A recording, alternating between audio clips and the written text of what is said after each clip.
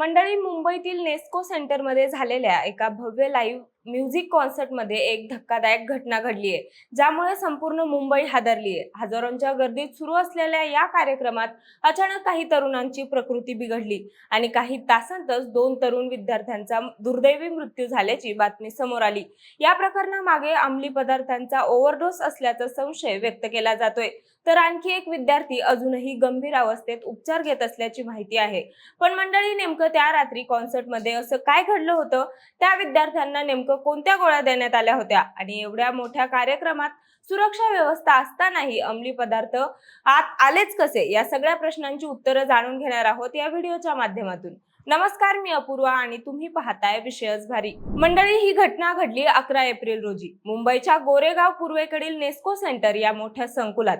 त्या दिवशी इथे एका भव्य लाईव्ह म्युझिक कॉन्सर्टचं आयोजन करण्यात आलं होतं. या कार्यक्रमासाठी मुंबईसह उपनगरातून मोठ्या प्रमाणावर तरुण तरुणी आले होते. सुमारे 3 ते 4 हजारांची गर्दी या कार्यक्रमाला उपस्थित होती. संगीत, मोठे स्पीकर्स, लाईट्स आणि जल्लोषाचं वातावरण, सगळीकडे उत्साह होता. पण या उत्साहाच्या वातावरणातच एक धक्कादायक घटना हळूहळू घडत होती, ज्याची कल्पनाही अनेकांना नव्हती. मिळालेल्या माहितीनुसार दक्षिण मुंबईतील एका नामांकित व्यवस्थापन महाविद्यालयात MBA चे शिक्षण घेणाऱ्या सुमारे 15 विद्यार्थ्यांचा एक ग्रुप या कॉन्सर्टसाठी आला होता. हे सर्वजण मित्रमैत्रिणी एकत्र या कार्यक्रमाचा आनंद घेण्यासाठी आले होते. सुरुवातीला सगळं सुरळीत होतं, मात्र कार्यक्रम सुरू असतानाच या ग्रुपमधील काही विद्यार्थ्यांनी मद्यपान केल्याची आणि अंमली पदार्थांचं सेवन केल्याची माहिती पुढे आली. पोलीस तपासात एक्स्टसी नावाच्या संशयित गोळ्यांचं सेवन केल्याचा संशय व्यक्त करण्यात आलाय. या गोळ्यांचा रंग पिवळा असल्याचंही काही साक्षींनी सांगितलंय. या गोळ्यांचं सेवन कॉन्सर्ट सुरू होण्यापूर्वी आणि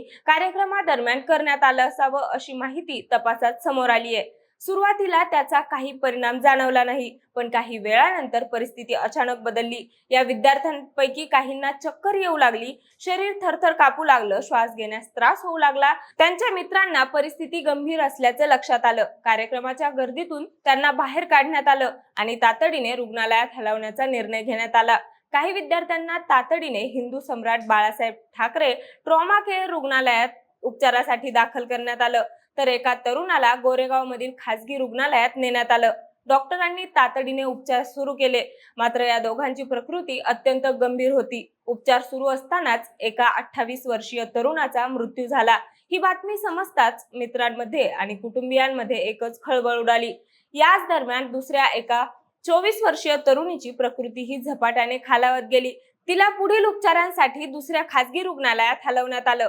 डॉक्टरांनी सर्वतोपरी प्रयत्न केले, पण अखेर तिचाही मृत्यू झाल्याची माहिती समोर आली. या दोघांचाही मृत्यू 12 एप्रिल रोजी झाल्याचं सांगितलं जातंय.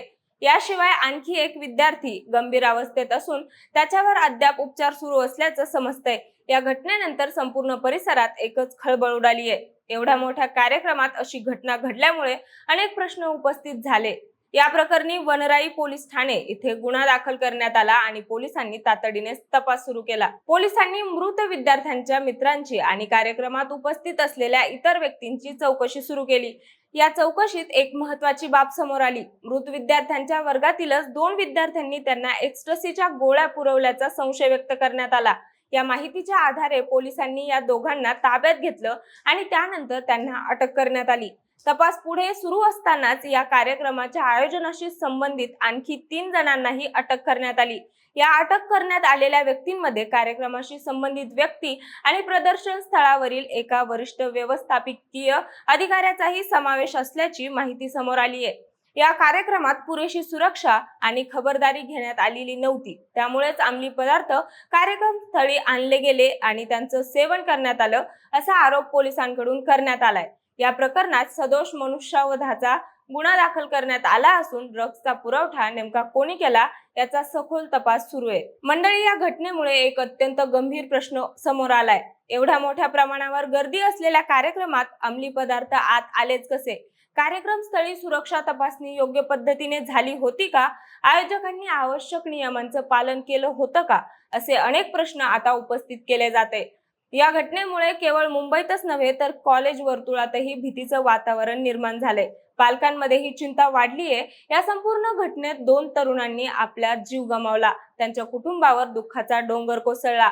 आनंदासाठी मजा करण्यासाठी गेलेल्या या तरुणांचा असा दुर्दैवी शेवट होईल याची कल्पनाही कुणी केली नव्हती. पण या घटनेतून एक मोठा आणि गंभीर गुन्हा समोर येतोय, तो म्हणजे तरुणाईत वाढत चाललेलं अंमली पदार्थांचं आकर्षण. आजकाल अनेक ठिकाणी पार्टी, कॉन्सर्ट किंवा मित्रांच्या गाठीभेटीत मजा म्हणून अशा गोष्टींची सुरुवात होते. सुरुवातीला कुतूहल म्हणून किंवा मित्रांच्या दबावाखाली काही जण हे पदार्थ वापरून पाहतात. एकदा काही होत नाही, सगळेच घेतात, अशा बोलण्यामुळे अनेक तरुण या जाळ्यात अडकत जातात. पण एक छोटी चूक कधी जीवघेणी ठरू शकते हे या घटनेने पुन्हा एकदा दाखवून दिलंय. सोशल मीडिया, पार्टी कल्चर आणि चुकीची संगत यामुळे आज अनेक तरुण नकळत या जाळ्यात ओढले जात आहेत. काही मिनिटांच्या थरारासाठी घेतलेला निर्णय आयुष्यभरासाठी मोठी किंमत मोजायला लावू शकतो. त्यामुळे अशा गोष्टींपासून दूर राहणं आणि योग्य वेळी योग्य निर्णय घेणं खूप महत्वाचं आहे. मंडळी, या घटनेतून पालक, आयोजक आणि तरुण सगळ्यांनीच शिकण्याची गरज आहे. कार्यक्रम आयोजित करणाऱ्यांनी कडक सुरक्षा ठेवणं तितकंच महत्वाचं आहे, जितकं तरुणांनी स्वतःची काळजी घेणं महत्वाचं आहे. कारण थोड्या वेळाची मजा आयुष्यभराचं दुःख देऊ शकते, हे या घटनेने पुन्हा एकदा सिद्ध केलंय. तरुणाईत वाढत चाललेल्या अंमली पदार्थांच्या या वापराला आळा घालण्यासाठी नेमकं कोण जबाबदार असायला हवं? पालक, आयोजक की स्वतः तरुण? तुमचं मत काय आहे ते आम्हाला कमेंटमध्ये नक्की सांगा. आणि सोबतच आपल्या विशेष भारीच्या YouTube चॅनलला सबस्क्राईब करायला विसरू नका. धन्यवाद.